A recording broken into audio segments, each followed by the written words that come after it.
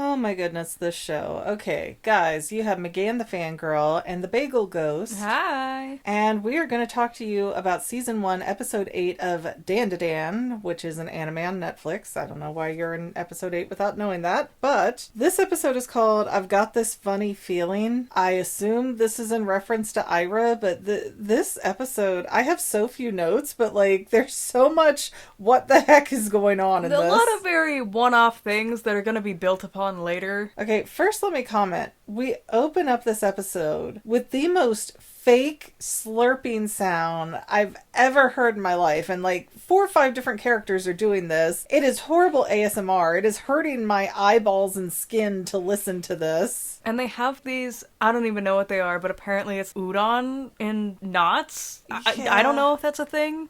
They're just going on making this like really fake noise for, I don't know, it feels like forever. But ramen cost 14 cents a pack. Could they not just give these voice actors some bowls of ramen? Make it sound a little bit decent at least? Nah. But during this tableside dinner, we have, let's see, Momo, Okarun, Turbo Granny, Ira, and then Grandma Sato, is that right?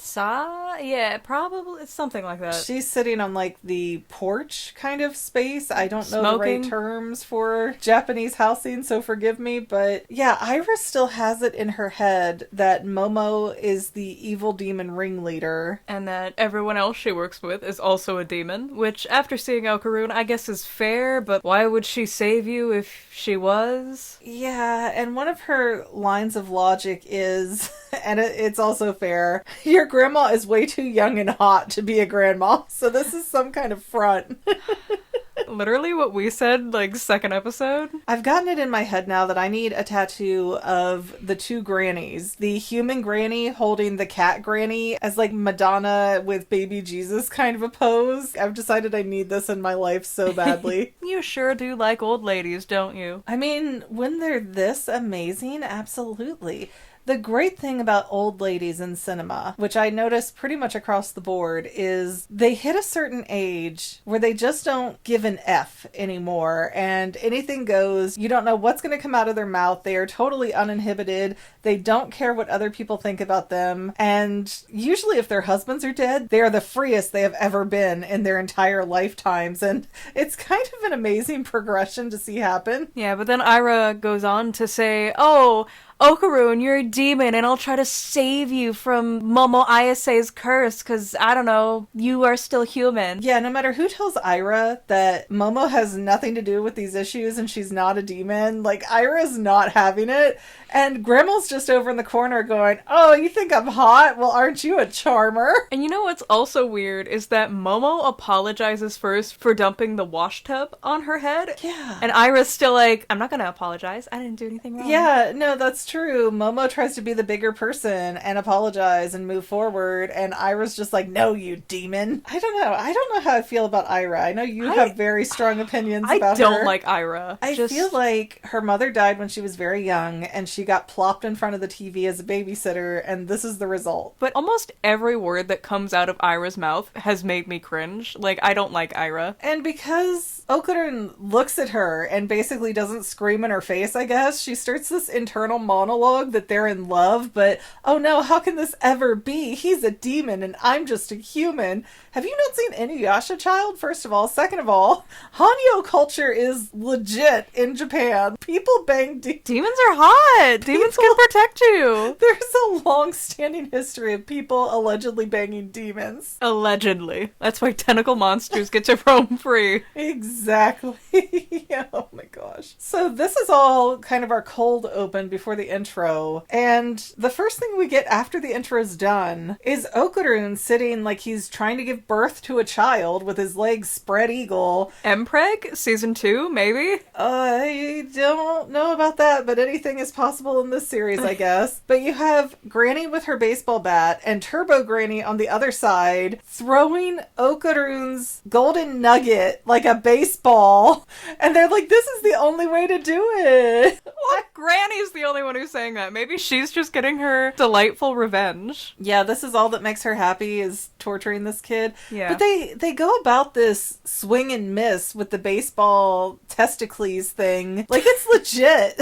Like, Grandma was really going to hit that thing out of the park if she was given the opportunity. I think Grandma was playing along just to make them more uncomfortable. I get it to a degree. And again, I love the granny trope of I don't have to impress anybody, so I'm just going to do me. But it just seems like cruelty for cruelty's sake for this poor boy. It seems like this is some weird type of fan service. Aren't all grandmas like that, though? I don't know, the grannies just seem to take things so seriously and casually at the same time. Didn't I tell you this show was gonna have depth to it? Only about 5 centimeters. Gotta hit him like a pinball. So now we're at school, and Momo's trying to make plans to hook back up with Okarun later. What? Like, hey, let's hook up and get lunch. That's not what that means. A hookup is like you're making out in a one-night stand. No! Yes! No! Yes! You mean No, hang out? There's a difference between a hookup and let's hook up. No, there's not! Okay, weird segue here, but Okarun is too busy to hang out with Momo, and Momo's kind of, I don't know, lamenting about it, a little bit whiny about it. Fine, I'll get my own dorky boyfriend with blackjack and hookers. Well, no, she seems fine when he says it. She doesn't act crazy and possessive, but then she goes to have lunch with her friends and she's all whiny about it. And while she's wandering around outside, she sees Okarun on top of Ira, just behind the school in a very precarious predicament. And I don't know if this is a normal thing, but Momo's friends asked for coffee or milk, and she came back with 2 things of orange-flavored milk, and that sounds disgusting. That milk? Yeah, that was orange-flavored milk? Because there's a cow on it. It has to be milk. I guess I didn't process it that hard. I thought it was just some kind of art. Oh man, I remember doing something like that in elementary school where I got a new kitten and I'm like, I want this kitten to be really healthy, so I'm going to take this milk and mix it with orange juice so that way she gets all of these vitamins and the nutrition of milk, and I just made that poor cat so sick. I remember when I was a little kid back in, I think, El Paso, I used to mix milk and orange juice and I was like, man, this is great. I mean, technically, isn't it just a dreamsicle? I mean, dreamsicle milk, I would try it if it was marketed that way. Maybe. But we cut back a few minutes to figure out how Okarun and Ira got in that awkward situation. And Okarun has these weights around his wrists and ankles, I think, too. Like he's Vegeta trying to keep himself grounded or something. Anyways, so we see Okarun doing these push-ups and he's got these weights on his arms and legs and he's like, I gotta get stronger, or next time Momo might get hurt. And then Ira appears like, I know you're a demon. Yeah, she's like, let me do some weird Sailor Moon soliloquy over here. I'm confessing my love from a distance. It's so weird. She's not even like, Okarun, I like you. She's like, Okarun, just close your eyes. Just close your eyes. It'll work out great. Just close your eyes. Yeah, and she's trying to like kiss him and get close. Like sideways too. Yeah, just, it's so weird how she's acting, and when Okarun tries to get away, she puts her arm out like she's gonna bear tackle him if he tries to pass her. And then she starts like grabbing him. Ira grabbed his shoulders and his arms and is trying to like get closer, and Okarun's just trying to like push her off him. But she's very insistent. She's decided that they have this forbidden love. Does this count as SA? It's getting close. She doesn't actually manage to get the assault to land, but she's getting real close. If this were a guy doing it, I feel like people would feel a lot different about this scene. No, people hate it. People hate it. Universally, people hate it. But it looked to me that Ira kicked Okarun's feet out from under him, and somehow that's how he ended up on top of her, right as Momo is coming into view. With her disgusting orange milk. Again, if it's dreamsicle milk, I would give it a try. But Ira's just laying on the ground, puckering up. Like, she's trying to make it worse. She's just...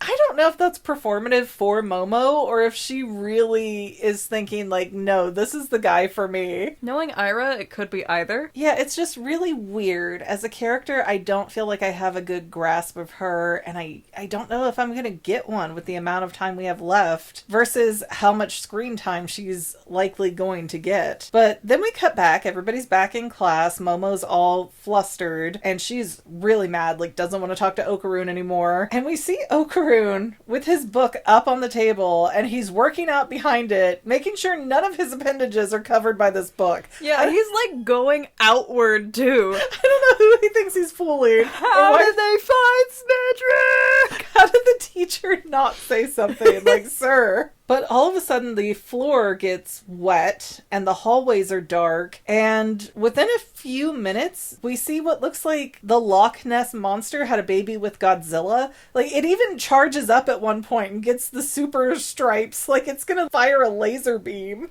And it did. And it feels the movements through the water, and that's so cool. It was so smoothly animated. I loved it. A very interesting way to do that, because even though it makes perfect sense, you just don't see it captured like that in the media where something is tracking through water vibrations. I think they kind of tried to do something in A Quiet Place similar to that, but it just did not land anywhere near as well as this did. It's a beautiful show with beautiful animation. But then, okay, I'm used to us having some kind of monster or yokai or whatever, either alien or demon thing show up in the series, but I am really confused at why out of nowhere we seem to get a Pokemon on screen. It's like a Hitmonchan showed up. Well, what is that? It is the punching shrimp that they were talking about in class. Oh, so it's the actual one that they had in the classroom tank? Maybe? Or this is just like, hey, aliens be doing things that parallel to real life for no reason. Yeah.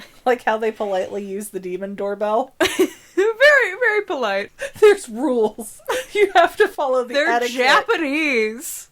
The etiquette means everything. But the aliens aren't Japanese. But yeah, Hitmonchan is just standing there looking kind of menacing. I don't know what his purpose is. It just kind of looked goofy. Yeah, and then he starts singing, I don't even know, like a nursery rhyme or whatever. It was not landing. For whatever the translation is, something is lost in there, definitely. And then we get our Okahati. I've had several people in the comments, by the way, give me other suggestions, but I never remember them when we're sitting right here filming. So. A lot of people call him Ken Takakura. Supercharge? I can't remember. I have to go look at the comments again. My brain is not retaining the information. We're used to that. But Okahati appears, and he is looking quite fine, I will say.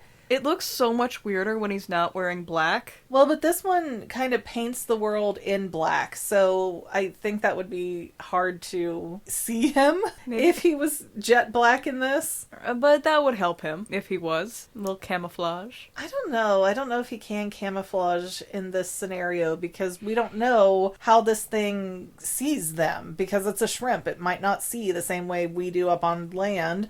Just like the Loch Ness Monster Godzilla thing doesn't seem to be using its eyes as its primary source of tracking. Things be weird, yo. But Okahati is about to brawl, I guess, with Hitmonchan, and then he's drugged to the floor and turned back to normal because the Serponians have appeared, and they said that they're here because they want Okaroon's very exceptional banana organ. For some reason, no other will do, because he's got Turbo Granny powers. They don't understand it. Well, the funny thing is, we end this episode on a cliffhanger where, I don't know, Jessie from Team Rocket disguised as a yokai appears. Ira has the acrobatic Silky's powers now. Oh, yeah. Okay. I was not quite clear if that was supposed to be Ira, if that was Momo, if that was something else, because every random thing is jumping in to the latter half of this episode. So yeah, that was really weird, but it looked like Jessie from Team Rocket. And similarly, the Serponians are now after Okaroon's junk, because just like Team Rocket and Pokemon, they see one Pikachu that's super powered and they're like, we have to have that. We could have caught a billion other Pokemon in the meantime, but no, we're fixated on this one.